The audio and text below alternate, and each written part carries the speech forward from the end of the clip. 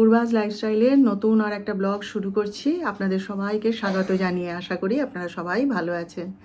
তো আজকে হচ্ছে গিয়ে মঙ্গলবার আর এখন বাজে হচ্ছে 8:30।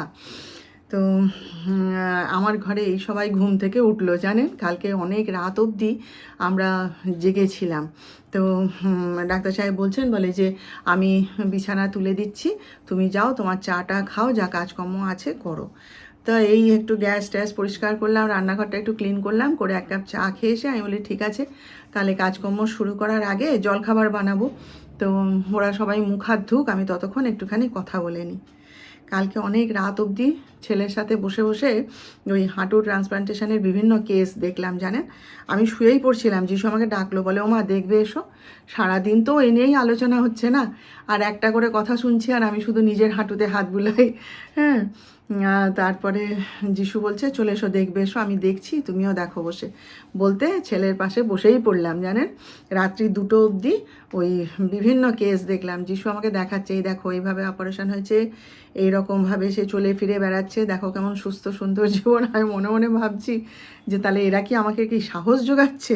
হ্যাঁ, আমি বলি বাবা ঠাকুর, আমি যেন নিজের হাঁটু নিয়ে নিজেই চলে যেতে পারি, ওই সব যেন আমার না হয়। তা এইসব দেখে ঠেকে তারপরে আমরা শুয়েছি। তো আমার তো উঠে পড়তেই হবে, আমার তো আর যত বেলা করেই শুয়ে থাকলে তো আর চলবে না। ওরা এইমাত্র উঠলো, উঠে এবার সব কাজে টাজে বেরিয়ে যাবে, জলখাবারের ব্যবস্থা করি। তো যাই হোক, চলুন আজকের ব্লগটা এখান থেকেই শুরু করলাম, আপনারা সঙ্গে থাকুন আমার। অতক্ষণ ধরে রান্না করলাম, হুটো পাটি করে রান্না করে তারপরে পুজো টুজো করতে গেলাম। হ্যাঁ, 1:45টার মধ্যে রান্না শেষ করে দিয়েছিলাম কালকে। হ্যাঁ, কিন্তু যেতে পারিনি, কালকে আটকে গেছে এখানে। আজকে আবার সকালবেলা এক্ষুনি বেরোনোর সময় বলে কি আমি আজকে আবার যেতে পারি। আমি বলি আমার রাগ হয়ে গেছে। আমি বলি তোমার এই আমাকে নাচানো আমি বের করছি, দাঁড়াও। প্রতিদিন খালি আজকে যাব করে করবে, আর আমি সে হুটো পুটি করে পড়ি মুড়ি করে রান্না করব, তারপরে আর আসবে না। বলবে এসে না যাওয়া হয়নি বলে সেই 4টে 4:30টার সময় খেতে আসবে। বলে না না তুমি রান্না করো না, যদি যাওয়ার হয় আমি ওই যা রান্না হবে ওই দিয়ে খেয়েই বেরিয়ে যাব। আমি বলি হ্যাঁ তাই হবে আজকে। যাই হোক বলেছি, কিন্তু রান্নাটা তো শেষ করি, আর তারপর অন্য কাজ হবে। সকালবেলায় উঠে তো গোপালকে শয়ন থেকে তুলে দিয়েছি, আর বাসি কাজটাজও সারা হয়ে গেছে। তো রান্নাটা সারি, সেরে আবার অন্য কাজগুলো ধীরে সুস্থে করব, তাই না?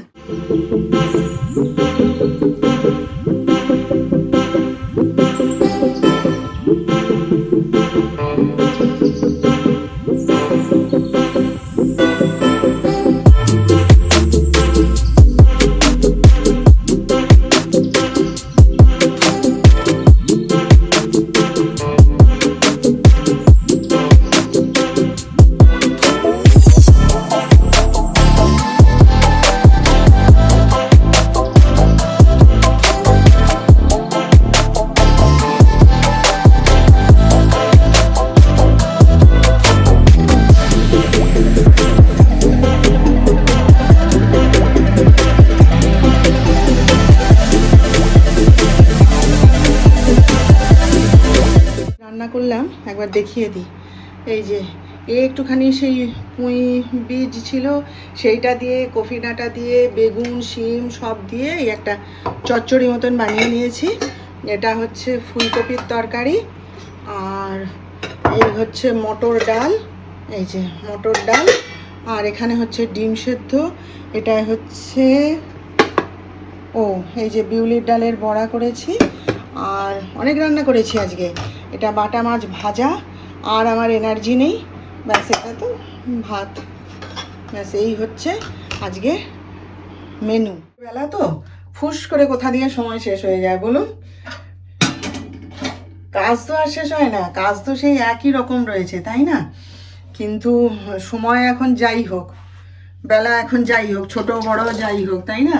কাজ তো আর সেই একই রকম রয়েছে না, ওই জন্য কাজ করে যেন মানে কুল পাওয়া যায় না। এই তো মানে খেয়ে দিয়ে ওরা সব খাওয়া দাওয়া করলো, করে তারপরে ওদেরকে গুছিয়ে টুছিয়ে দিয়ে আমার একটুখানি কাজটা ছিল, সেই সমস্ত সেরে টেরে আবার নিজে খেতে বসলাম। খেয়ে উঠতে উঠতে 3টে বেজে গেল। তারপরে এবারে জল নেই, পাম্প চালাবো, এই করব ও করব, দুধটা ফুটানো হয়নি। এখন ঘড়িতে দেখে এলাম 3:25 হয়ে গেছে। সময় যেন একদম ঘোড়ার মতন দৌড়ায়, বলুন। শীতকালটায় কুল পাওয়া যায় না। কোথাও যে একটু মানে দাঁড়াবো কি একটু যাবো কোথাও, সে সময় কোথায়।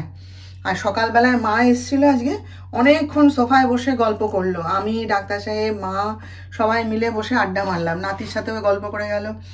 তো ব্যাস আমি তখনই মানে গুনছি আর কি, যে এইবার আমার কাজে দেরি হয়ে যাবে। কেন সব সময় কি আর একদম ওরকম সময় বেঁধে কাজ করতে ইচ্ছা করে বলুন তো। ওই জন্য আমিও একটু গল্পে মেতে গেছিলাম। আর ব্যাস তারপরে যে পরিমাণ দৌড়ে দৌড়ে দৌড়ে দৌড়ে কাজ করলাম না, সে না দেখলে আপনারা বিশ্বাস করবেন না। এখন এই যে পাম্পটা চালিয়ে দিয়ে এই যে এসেছি, একটুখানি দুধটা ফুটাবো, তারপর আমার বিশ্রাম। ওই যে রাতের বেলাটা একটুখানি বিশ্রাম পাই না, ওই জন্যই এই দিনের বেলাটায় টেনে কাজ করতে পারি, বুঝলেন তো। এই কাজটা হয়ে গেলে এখন একটুখানি বিশ্রাম নেব, তারপর তো কণা আসবে, ওকে কি রান্না হবে না হবে সব জোগাড় করে দিয়ে ব্যাস আমার আর কাজ শেষ আজকে। তো চলুন তাহলে পরে আবার কথা বলবো, যেটুকু কাজকর্ম আছে সেসব সেরে নিই, নিয়ে একটুখানি বিশ্রাম নিই। তো এখন বাজে হচ্ছে 7:30। তো একটুখানি বাইরে যেতে হয়েছিল, বিশেষ কাজ ছিল, ওই জন্য আমাকে একটু বাইরে যেতে হয়েছিল আর কি। তো আজকে একদম সোয়েটার মাথা দিয়ে চাদর মুড়ে একদম গেছিলাম। এত ঠান্ডা তো বাইরে, আসলে কি সোয়েটারগুলো না বের করতে ইচ্ছে করে না, বের করলেই তো ঘর ভর্তি হয়ে যাবে, কোথায় রাখবো জায়গা খুঁজে পাই না, ওই জন্য না বের করতে ইচ্ছা করে না। ওই আলমারিতে রাখা ছিল, সব তো বাক্সে ঢুকানো যায়নি, আলমারিতে রাখা ছিল, সেইটাকে বের করে পরেই চলে গেছি। দেখি এবার বের করতে হবে সোয়েটারগুলো। আর ফিরে এসে দেখছি আমার ছেলে এই যে ছোলা মাখা করে রেখেছে, এই বাটিটাতেই খেয়ে নেবো, আবার কে বাটি এঁঠো করে। তো ওর বাবার জন্যেও তুলে রেখেছি। আর আমার ছেলের মজা জানেন, নিজে বানিয়েছে, বানিয়ে আমার জন্য অপেক্ষা করে আছে, কখন মা আসবে, মা এসে ওকে বেড়ে দেবে তবে ও খাবে। আমি তুমি নিজে নিয়ে খেতে পারো নি বাবা? না না তুমি দাও না, দাও। দিলাম তবে সে খেলো। তা আমি ভাবছিলাম যে একটুখানি ওই কণাকে তড়কা বানাতে দিয়েছি, সেই তড়কা দিয়ে একটু চিঁড়ে ভাজা দিয়ে খেয়ে নেব, তারপরে পরে চা খাবো। তো ও যখন এটা বানিয়েই রেখেছে তখন এটাই খেয়ে নিই একটুখানি।